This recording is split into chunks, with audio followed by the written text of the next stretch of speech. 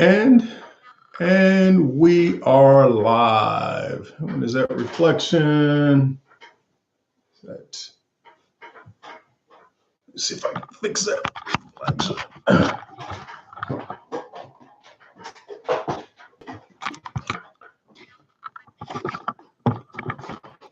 Trying to make some adjustments to fix the, no, that's worse. All right. I'll try to put it to where I block the reflection. All right. I think that's probably about the best we are going to get. Perfect. How's everybody doing? Welcome. It is a fantastic Tuesday here in North Carolina. Wherever you are, I hope the weather is just as good. We're in that for some of the Midwest and Southern states, we are in that perfect time of year. Yes, I'm gonna keep messing with the camera because I'm trying to get it to where you are not looking at me like from down on a, aha, perfect. As I was saying about the weather, it's a perfect time of the year. Here in the Southern states and some of the Midwest states, great time of the year, transition of the seasons. Our pollen snowstorms here in North Carolina are almost just about done. So we are in that perfect time of the year. It's that time of the year where you don't have to have the heat on, and you don't absolutely have to have the air conditioner on. So it is perfect. Birds are out chirping, squirrels are all over the place. It's a good time of year. So again, welcome everybody out. Last week, a few little technical difficulties, but we got all those squared away. But what it did cause, sometime within little bits of adversity, or we probably won't call what happened last week adversity. We'll probably call that a first world problem. But we had some power outages and everything, localized power outages. But what that caused me to do is to do something that I had thought about doing a few months prior, and that was to start sending out a live link. So basically pre-formatting the broadcast, sending you a link out so you don't have to do any guesswork. You just click on the link, and as soon as I switch my camera on here, you are live with me. So here we are, young adult focused Bible study, but open for anybody. And we are in the Gospel according to John. And this is it's a informative and an exciting study all at the same time. I hope, because there's only 21 chapters in John. Today we'll get finished with chapter 18, and then next Tuesday we'll start 19, and we'll have a few more to go after that. It is, for us here, it is Holy Week, as Christians call it. I think that's what's happening. My camera is slipping down. That's what happened. It is Holy Week. Let me do some adjustments here. Let me get it to where it's this is what happens when you buy a tripod from Walmart. I'm not gonna blame Walmart. All right. So okay, let's see. Now we got it up on the legs here. I was wondering, man, am I slipping out of the chair, or is the camera getting lower? The camera was getting lower. So like I said, it's Holy Week for Christians. What does that mean for folks who you weren't born and raised in the church on Sunday, on the first Sunday? You may not know every tradition that the church has. Don't try to keep track of all the church traditions. It's impossible, because everywhere you go, there's totally different traditions that the church has. Keep track of the biblical ones. Those will be easier. Palm Sunday is a significant time. This is what we have termed as Holy Week. So this is Jesus would have, not exactly, of course, so all the historians and the folks who track the calendar and understand how calendars are made. You understand how calendars have changed over the years. Yes, we fully understand that it's not the exact day, but it's just a type of, or a mirror, or a homage to, or it's basically paying tribute to. We know that Sunday, the Sunday that we celebrate, Palm Sunday, it's not the exact day. We got that, but just kind of as a tribute to, in remembrance of Sunday, this past Sunday would have been called Palm Sunday, and that's the day that Jesus made his what we call the triumphal entry into Jerusalem. Hopefully you know what that's all about. If you don't know what that's about, it may serve you well to do a little bit of Google work on it. There's some trusted websites out there that can give you some good background on it, of what Palm Sunday is and what it means. We won't go all the way through it, but Palm Sunday was celebrated this past Sunday. So that would have been when Jesus entered Jerusalem, and then that marked a series of events that were prophesied that would happen. But that basically kicked off a series of events that would result in the crucifixion of Jesus Christ, and then his subsequent resurrection. By the way, crucifixion was one of the reasons why the Jews wanted the Romans to do it, is because they were good at crucifying folks, and because that's what they did. It wasn't that they was don't think of it as every Roman person was just evil. It's kind of like the stereotype is that Texas, a state in the United States, Texas has a death penalty, and man, their death penalty, they give the death penalty out to anybody, sort of. They got a stigma that the death penalty, if you go to Texas and you do something wrong, man, you're probably gonna get the death penalty. Because Texas, I believe, has the highest percentage of inmates that they have executed. So Rome used crucifixion, and crucifixion, most likely it wasn't by an exact cross the way that we understand it. Like it didn't look exactly like that. It probably looked more like this, because it had to be it doesn't really matter. Does it really? No, it doesn't. It doesn't matter how the crucifixion device looked, because that's not important. Maybe a shock to some, but that's not important. If it was a cross or an X, or it was kind of a lean-to, if it was just one stick in the ground. Some of it we kind of know from historical accounts. A lot of historical accounts point to more. It was more of an X. Either way, it was a device that was designed to torture, and to either by exposure, by asphyxiation, or by just sheer exhaustion, was designed to result in whatever person was convicted of whatever crime's death. So that's what the Romans used. He was taken off of the crucifixion device, cross, whichever way you want to call it, just placed in the tomb, and then we know that 3 days later, Jesus Christ rose from the dead and reappeared in bodily form to hundreds of eyewitnesses over the course of a period of time. So, and that right there, really, if you want to hang something on Christianity, that is the resurrection of Jesus Christ. That is where a large majority of Christianity hangs on. So that's, besides knowing what day Palm Sunday is, or what day is Valentine's, and getting hung up over that. I'm not saying don't celebrate it. I celebrate them all in different ways. What I'm saying is, one of the true tenets of Christianity is that Jesus Christ, who was that by many just thought to be a great prophet, pretty smart guy, did some amazing things, But then when he bodily rose from the grave,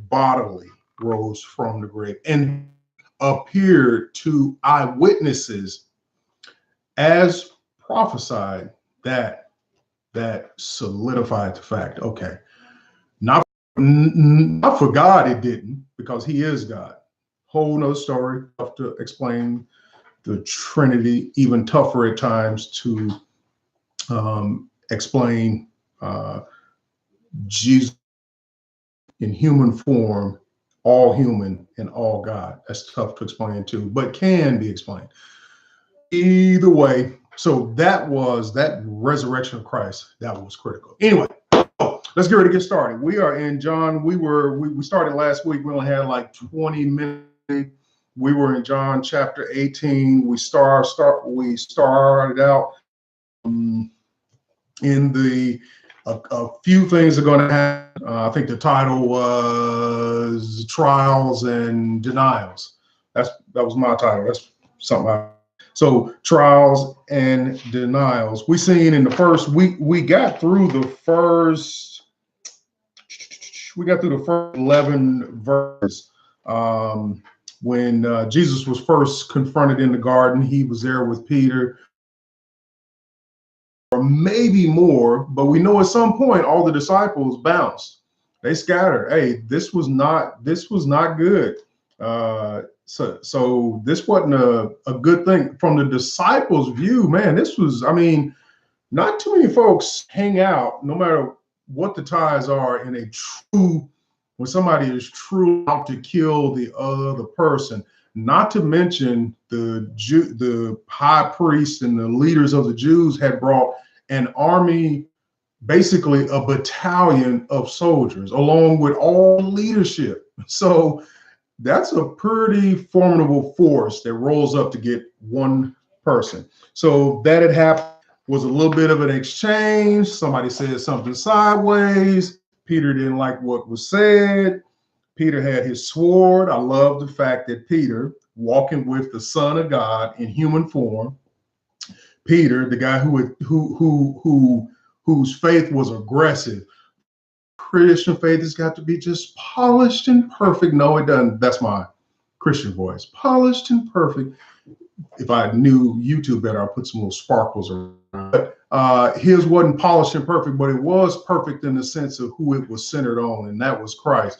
But somebody said a little sideways to Jesus. Well, first, before that, when they asked Jesus, "Who are you?" and he said, "I am he." Well, all of this whole battalion of folks, leadership, platoon sergeants, commanders, all of them, it says in the text in verse 6, and Jesus said, "I am he," they fell to the ground.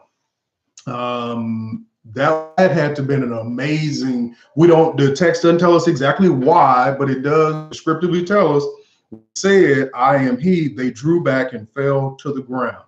Once they got themselves all collected and got back up. So, that ratcheted the tension up just a little bit higher. So once they got back together, they asked him again, and he asked them again, "Whom do you seek?" And they said, "Jesus, the Nazarene." And Jesus answered, "I told you, I am he." So it goes on in verse 8. Jesus answered, "I told you that I am he. So if you seek me, let these others go to fulfill what the Lord spoke. Of those who you have given me, I have not lost one." So something happened between there that kind of set Peter off. They must have either said something a little sideways. Somebody reached out to Jesus. Peter wasn't having none of it. Peter drew his sword, cut off the ear of one of the priest's slaves. The reason why I'm reviewing that, it's almost like Game of Thrones this past Sunday. If you really wanted to get caught up to be able to see what was going to happen in the last season, you needed to watch. Don't forget, because here in about 10 minutes, we're going to be at another point. And I'm going to tell you, I'm going to remind you about verse 10.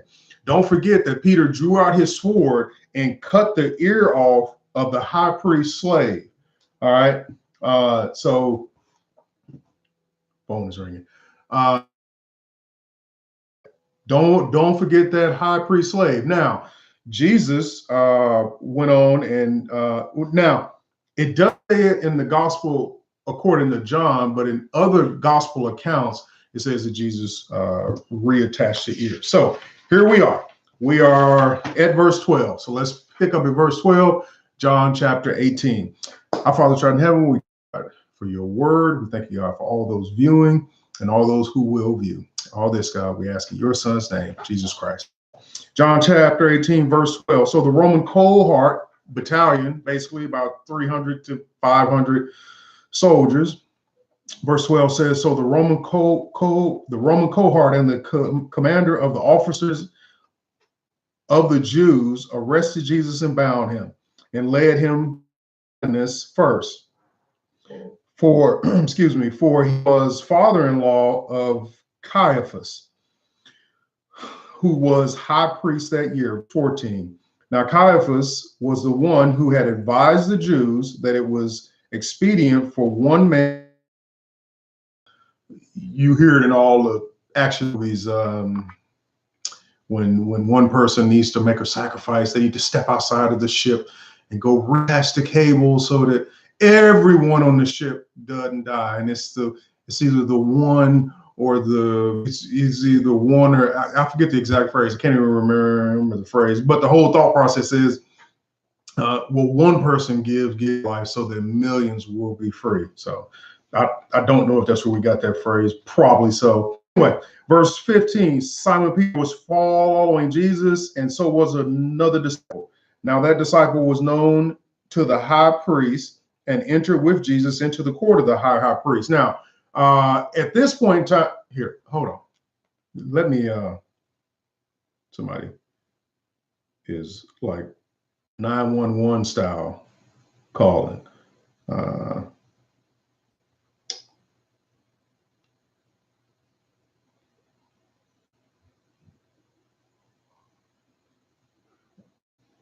Okay, action.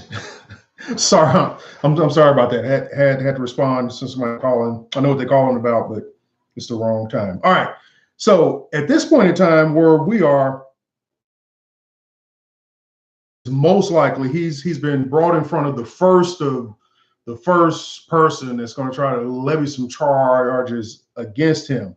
Now, we don't know. We can kind of tell right here where John is making the account is that in verse 15 it says Simon Peter was following Jesus, so we know Peter was there, and so was another disciple. Now, John is notorious for talking about himself sort of in third person within his book, but we don't know if this other disciple went to the high priest and entered with Jesus into the court of the high priest. We don't know if that disciple was in fact John, but we can accurately say that there were at most only Jesus at this time. So there's been a big scuttle, a whole battalion of soldiers fully armed at the time have came and got Jesus. With the rest of the disciples, because it's already been said in the other gospels, the rest of the disciples had bounced.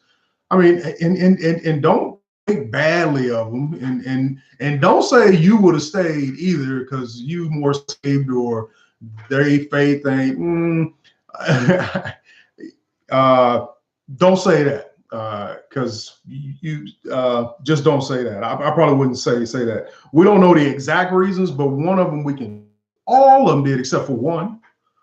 All of them did except for one. Judas was the only one who didn't.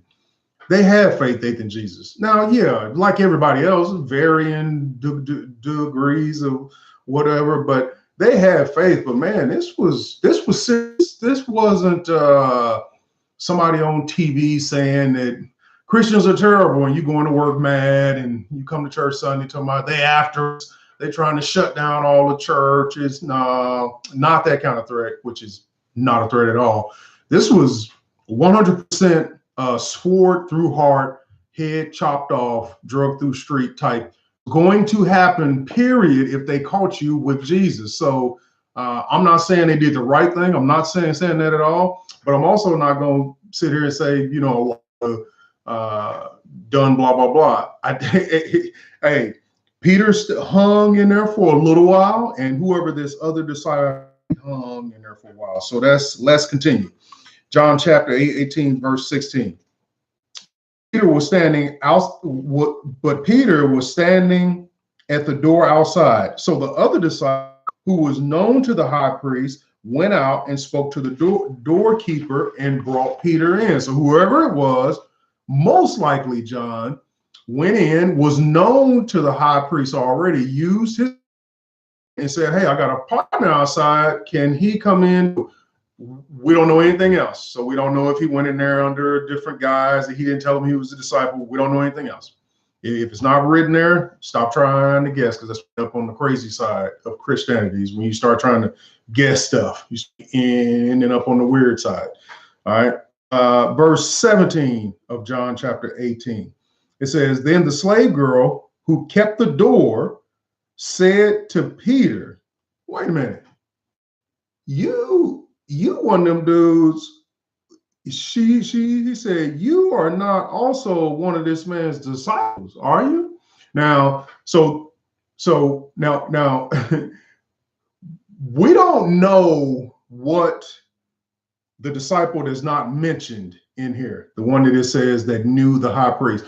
We don't know what he said to get inside, but we could probably accurately guess that he say, "Hey, look, I'm a disciple of Jesus, a follower of the Lord Jesus Christ. He's my deliverer and he is my salvation. Can I come in here with sin?" He probably didn't say that.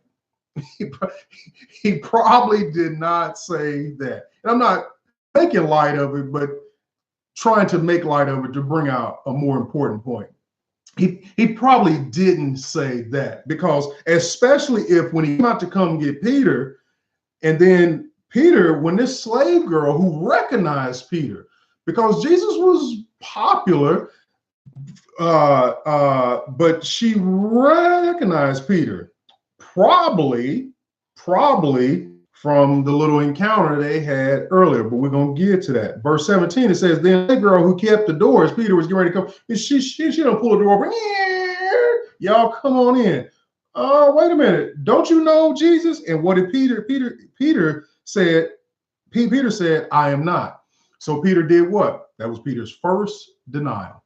She asked him, "Aren't you one of this man's disciples?" And Peter, no, well, y'all gonna get mad at me for being trying to be funny, but it's powerful, but it is the irony of it too. It's in a sense that, man, the gravity of this situation had to have been huge.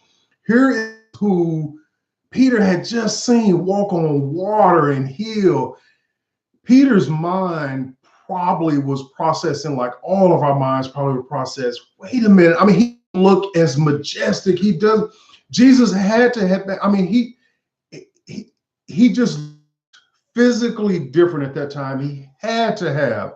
And Peter's mind was probably working like most of our minds been working. Well, man, have I done the right thing? And immediately that little bit of doubt crept in. And then his slave girl's like, "Ain't you with him?"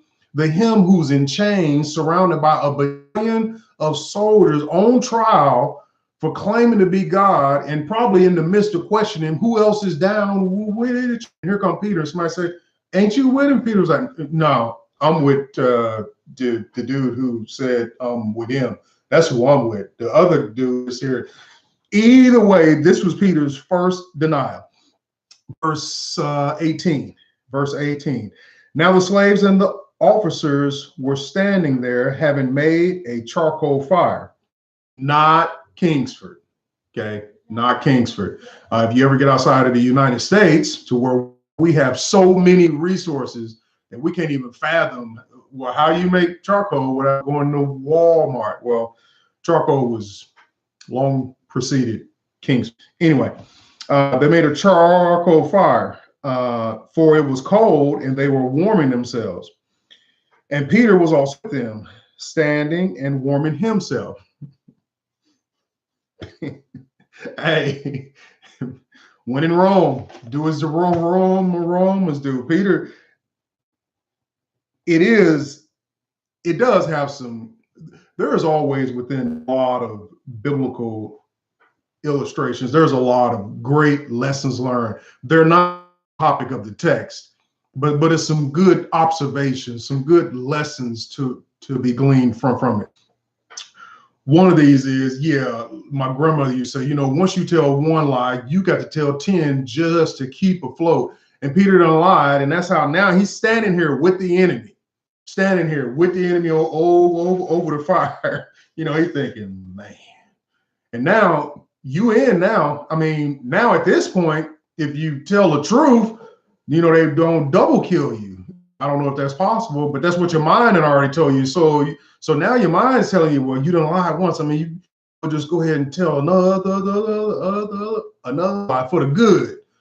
This lie would be for the good. So self-preservation, because you don't want nobody else to get hurt. You don't want them to get tired stabbing you.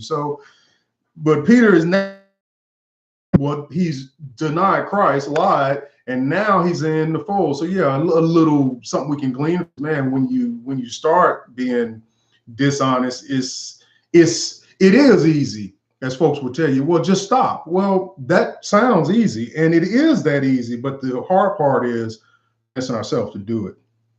Okay, so Peter's around the fire with the guards, warming themselves. Well, he's around with the slaves and the officers, warming themselves. They chilling, waiting to see what's going to happen. Verse 19, they jump back to Jesus, the high priest that questioned Jesus about his disciples and about his teaching. Verse 20, Jesus answered him, I've spoken openly to the world. I've always taught in synagogues and in the temple where all Jews come together, and spoke nothing in secret. Jesus could have been in the mob.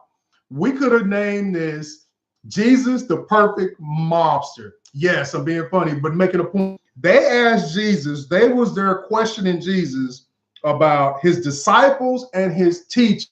Jesus didn't rat out on nobody. He didn't sell nobody out. Jesus did not snitch. He didn't turn around and look, hey, Peter, don't act like you don't hear me. John, come here. He didn't do that. He did not do that. That's not to make a point to you. All right, I'm just saying Jesus didn't, he didn't, none of the answers he gave really were answering their mess, because he knew he knew what the eventual end state of this was. Like most folks who are just really trying to appease themselves, trying to make comfortable with themselves and what they already get ready to do to you. Like the boss who really don't like you, has never liked you. You perform well. You've done everything. They've never liked you. So here it is today. Well, really, because it just don't feel right. They got to kind of feel like that you kind of rile you up to say, okay, now see, that's why I fired him or her. But Jesus stayed cool. Jesus stayed cool under pressure. He didn't turn around again and say, oh yeah, well, it's only two of them here right now. Peter, John, y'all come up here. They called us, man. No, he said, look, I spoke nothing in secret, nothing. Jesus' answers to these questions throughout this little fake trials that he's going to go through trial period here. Verse 21, Jesus goes on to say, why do you question me? He says, question those who heard what I spoke to them. They know what I said. When he had said this, one of the officers standing nearby struck Jesus, slapped him, hit him, did something, and said, is that the way you talk to a high priest? Jesus again could have raised up his pinky toe and leveled every building within 400 miles easily, but he didn't, because that's not the reason why he was there. That's not the reason. So one of the officers struck Jesus, hit him, slapped him. That's the way you talk to a high priest. Can you imagine that? Now, the person who slapped Jesus didn't know, but can you imagine you have slapped the high priest, person that is just holds an office that is a mere shadow of the high priest. That's crazy. So that's just one of those things. But verse 23, it don't say Jesus could never make the set of Atlanta Housewives, couldn't make the set of Real Hip Hop Cousins from California. He couldn't make the set of Jerry Springer because Jesus didn't jump up and go off and start throwing chairs and tearing stuff down, start putting Vaseline on his face. Blah, no. In verse 23, it says, Jesus answered him, if I have spoken wrongly, testify of the wrong, but if rightly, why do you strike me? So again, as some of the time we're looking for something deep, that was deep because Jesus was talking more of not only right now, but he's talking period. Jesus is talking period. He's not talking right there at this little fake mock trial. He's talking, I haven't spoken wrongly at all. Now that just went, you know, them little jet streams that you see. That's how high it was over this high priest's head. He didn't even realize what was going on. But Jesus said, look, if I've spoken wrongly, testify of the wrong, but if rightly, why do you strike me? Verse 24, so Annas sent him bound to Caiaphas, the high priest. See, it's always easier to silence the one that's speaking the truth than it is to answer to the truth. It's always, historically, I don't care what race, color, creed, background, time period, in whatever region of the world, historically, it is always easier to silence the one speaking the truth than to answer to that truth. Always is. I don't care if it's a small business, 10-person church, or an Apple Computers, or a mega church with 50,000 folks. It's the same. It's just the same. Folks would much rather silence the one talking the truth than to answer to the truth. So Annas said, okay, well, shoot, forget this. He sent him bound to Caiaphas, the high priest. All right. Verse 25, back to Peter, who'd been over there kind of eavesdropping with the enemy, you know, kind of warming around the fire. Verse 25 says, now Simon Peter was standing and warming himself, still there. So they said to him, now, if you've ever stood around a campfire, it ain't a lot to do but to have conversation, especially when it's a new guy that's here. He's not a slave here. He don't work here. He ain't from this town. Probably the conversation, man. So, where you from, dog? Okay. Huh. Conversation starts, right? Verse 25. Now Simon Peter was standing and warming himself. So they said to him, you are not also one of his disciples, are you?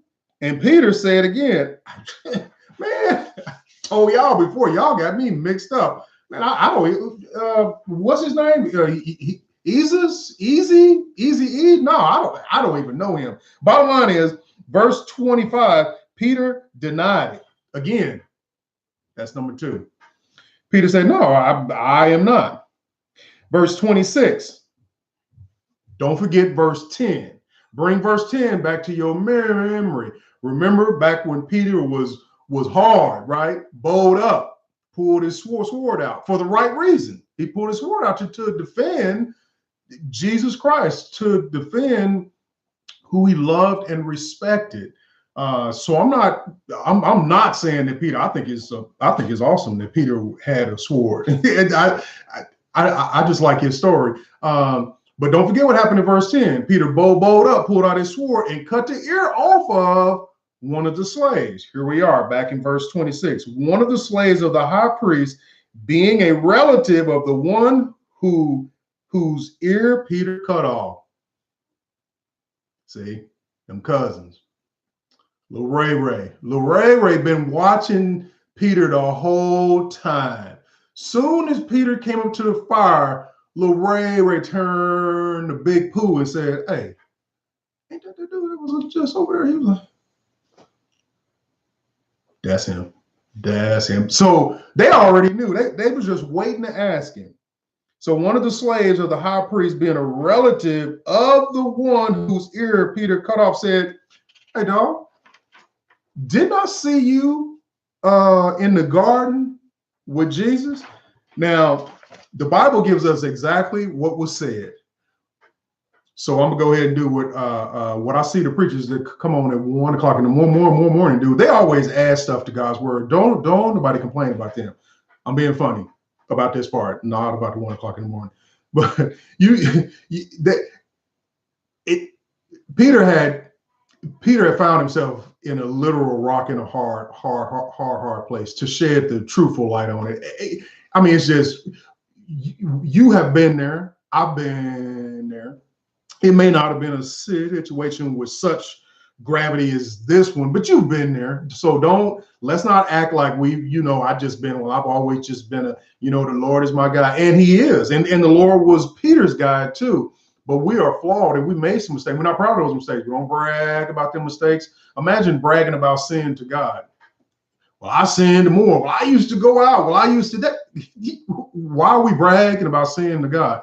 But my point is that we've been there. You've been in a situation where you got the shovel in your hand, it's dirt all around you, and you standing in a hole, and your feet is dirty. You've been digging yourself a hole, and you know it. You knew when you put the shovel in the ground, this ain't gonna work, but you kept digging. And then when you stuck that last shovel in the ground, they had him. They had him dead to right. Little Ray turned to him, hey dog, so he probably was a little bit more descriptive than just didn't I see you? Hey dog, didn't I see you about 2.5 hours ago wearing a red robe with some sandals and a little red top? Didn't I just see you right over on the other side who happened to cut off somebody's ear? Wasn't that you? And Peter said, I got this red robe just now. No, it wasn't me. The bottom line is in verse 27, Peter denied it again and the rooster crowed. So that was the third denial, and to turn the serious button back on, you could only imagine how Peter felt at that moment in time when that rooster crowed. And some of us, I would argue, probably most of all of us, have been in a situation where we've heard the rooster crow, where we've been going down a path, whatever that path is, and you knew you was on, as my parents used to say, you was on thin ice. You knew you was on thin ice, and you just figured if I go out a little bit further, I'll be okay. And you scooched on out, and you knew it wasn't but a matter of time. And then it happened. Peter had to been, because as powerful as Peter was about his faith, makes it, this was tough. Verse 27, Peter then denied it again, and immediately the rooster crowed. For those who are not in tune with the biblical account, if you remember a little while back at the Last Supper, Jesus told Peter that the rooster you will have denied me three times before the rooster crowed. And Peter, listen, he hung on to every word Christ said, so he remembered absolutely. Verse 28, now Jesus is before Pilate. Verse 28 of John chapter 18. Then they led Jesus from Caiaphas into the praetorium. So the praetorium is like the commander's tent. So regular soldiers like myself, and we slept outside. So enlisted folks, we slept outside. It was fine. We get our grind on. We slept outside, but the praetorium was more of the general's tent. So they led Jesus from Caiaphas into the praetorium, and it was early, and they themselves did not enter into the praetorium so that they would not be defiled, but might eat the Passover.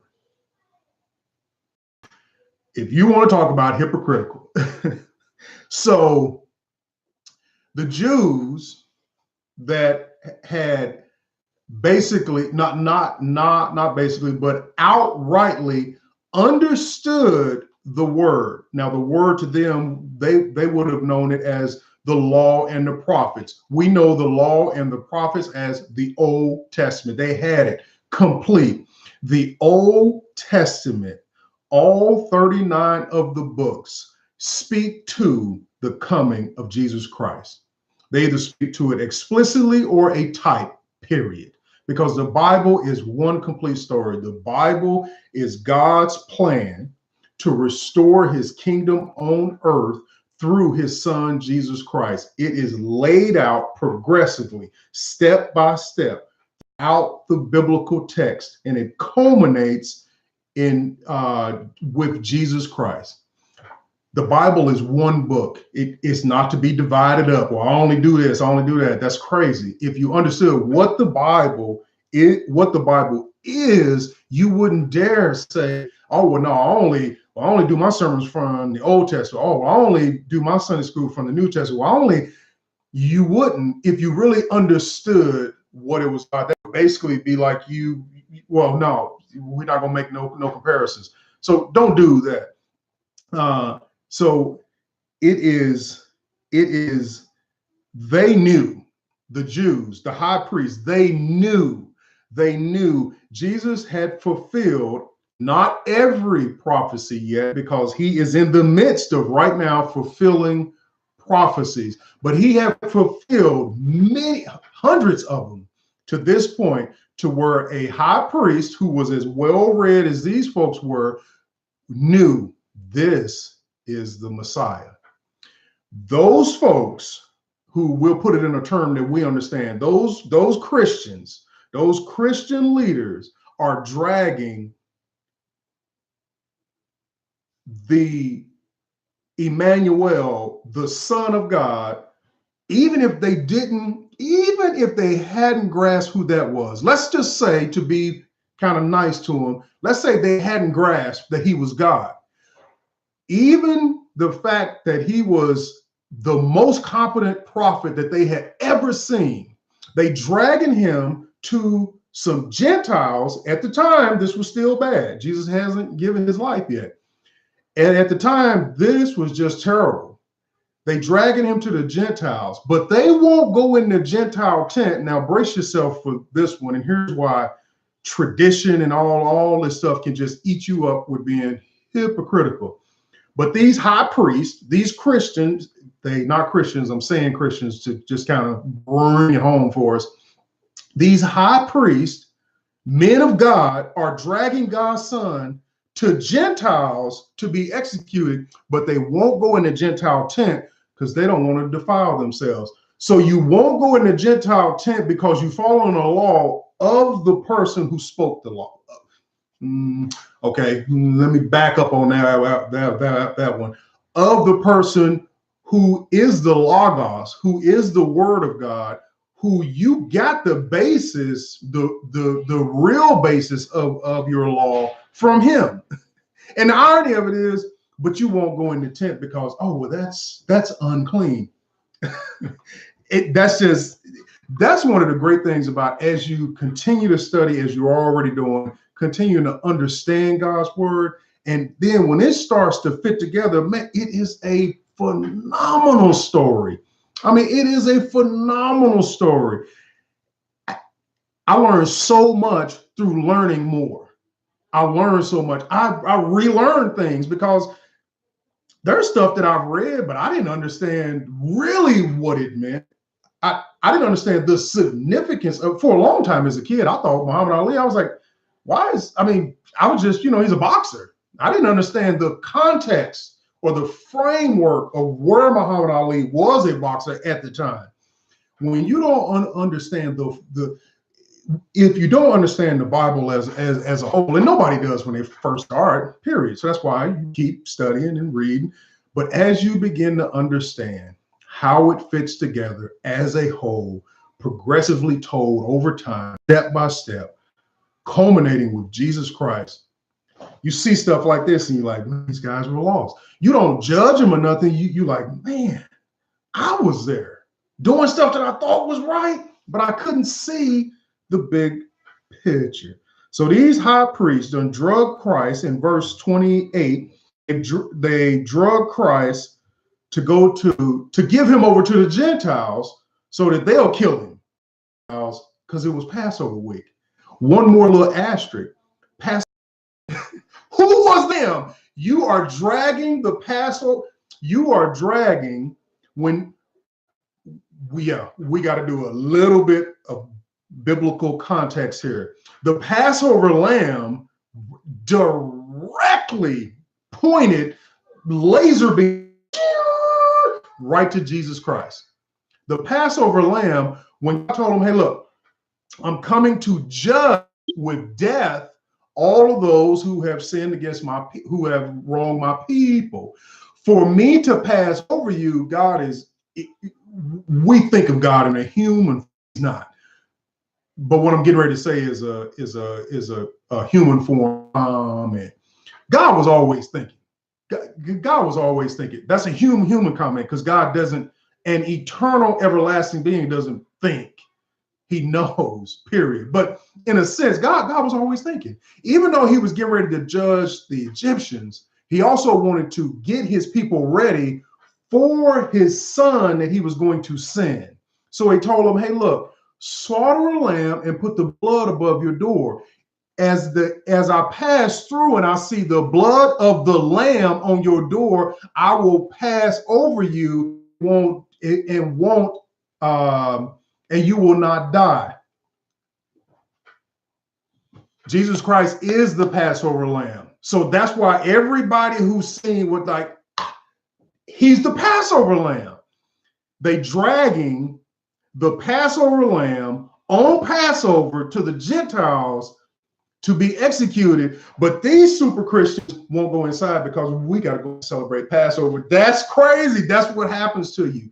That is what can happen to you if you just blindly follow in tradition and stuff that somebody done told you, no matter how passionately they done told you, and you're not tracking with God's word.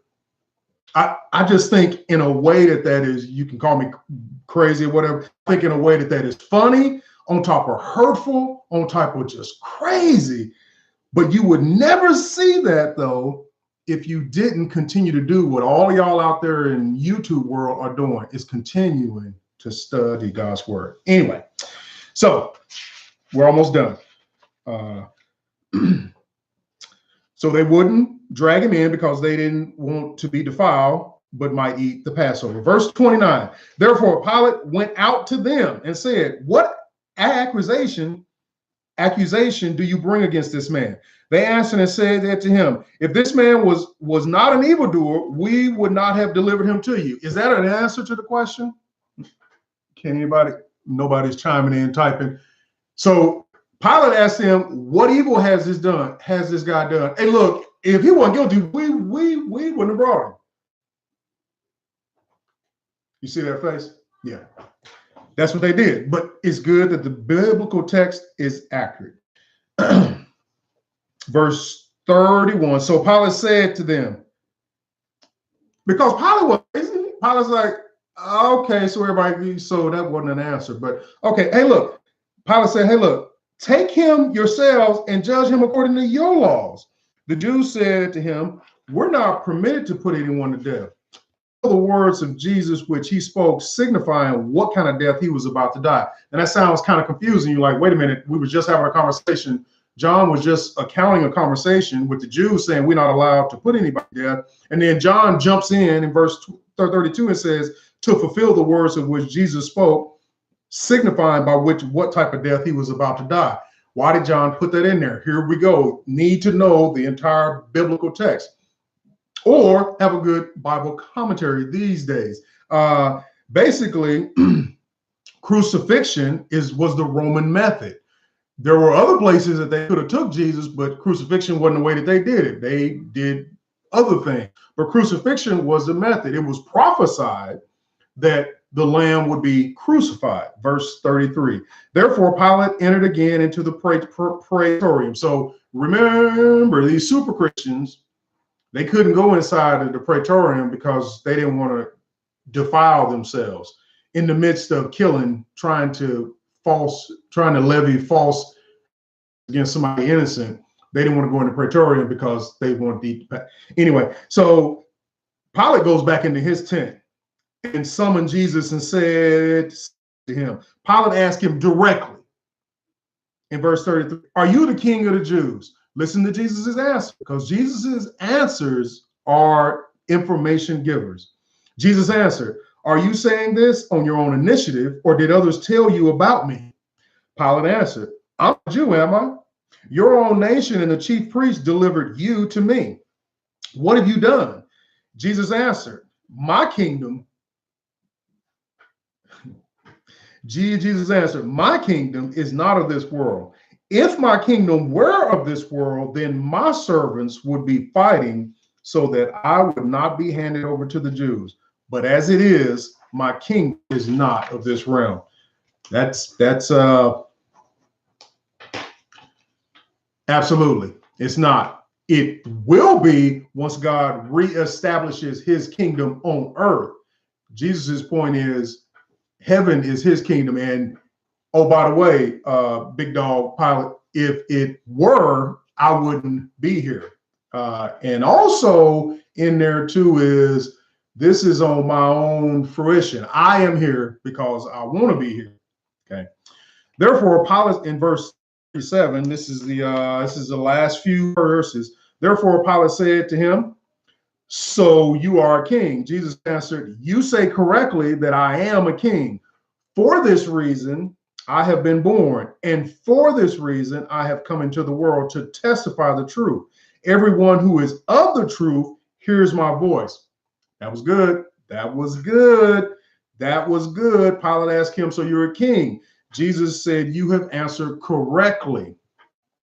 And for this reason, that reason is being a king. He has been born. He was born to be the king. For this being a king, going back to the direct object of the sentence prior. For this reason, being a king, I have come into the world. So he was born to be a king. He came into this world to be a king. So if you wanted a quick little whatever sermon class, what two reasons did Jesus Christ come? So and then he goes on to testify the truth. He came to be a king to testify the truth. Everyone who is of the truth hears my voice. Pilate asked him the question that many of you studied in philosophy classes, what is truth? And when he had said this, he went out again to the Jews and said to them, now this is key here too, one of those little, just a little side note here. Jesus said, right, he said, everybody who hears my voice understands the truth. Jesus is basically, has clearly said who he, well, not maybe not clearly, you probably could argue, he didn't say clearly, but he did. But then Pilate found no guilt in it. So Pilate went out in verse 38 and said, hey, look, y'all, hey, look, I don't know what y'all got him here for, but he ain't done nothing. Verse 39, but you have a custom that I release someone. Pilate trying to, you know, these crazy Christians is out here. They weren't Christians, they were Jews, I understand that. But these crazy, Pilate comes out, these crazy Christians out here. So he's trying to give them a little olive branch so Pilate can go on about his day, chilling, drinking wine, eating grapes, or whatever they did. In verse 39, but, Pilate says, but you have a custom that I release someone for you at the Passover. Do you wish that I release for you the king of the Jews? Now, you know, that had to kind of rub him high priest wrong, because first off, they didn't, I'm the king of the Jews. I don't know what I was getting ready to be elected king. We was getting ready to have a church meeting next week, and I was going to be king. He talking about he king of the Jews. So they was probably a little salty over there that Pilate said, because Pilate's trying to be a good politician. He was like, hey, look, I got an idea. Hey, I'm supposed to release somebody this year for y'all little Passover feast. Boom, Jesus, I can release him. We can all go on about our day, right? No, that ain't what they wanted to do. Verse 40, so they cried out again, not this man, but Barabbas. Now, Barabbas was a robber. And that completes chapter 18. Saying Barabbas was a robber is an understatement. We'll talk a little bit more about Barabbas next week. Thank everybody for joining in. I'd encourage you to, if you are in Fayetteville, North Carolina for the Easter weekend or close, come out and join us. Got a lot of activities going on. They will culminate with our Easter service on Easter Sunday. I want to say our service, man, I don't have a flyer in front of me. I hope I'm right because it's going to be locked in YouTube time forever. It is at 10 o'clock. Come out and join us. You can wear your Easter suit. You can wear your Easter dress. You can wear some jeans, flip-flop. Believe me, at our church, there's going to be somebody there with whatever on. But guess what? We'll all be under the same banner of Jesus Christ. That's what's important. All the other stuff, not even in the least important. But what is important is the reason why we'll be there. And you are welcome to come, whoever you are. Please come out. Our Pastor Alan S. McLaughlin, and our First Lady, Ms. Dr. Nora McLaughlin, would love to have you out. So will we. Everybody would. So with that, thank you for joining in. We'll be back here next Tuesday. And I'm gonna say it. I've been trying not to say it for like 20 classes. Same bad time, same bad channel. God bless you. Have a good evening.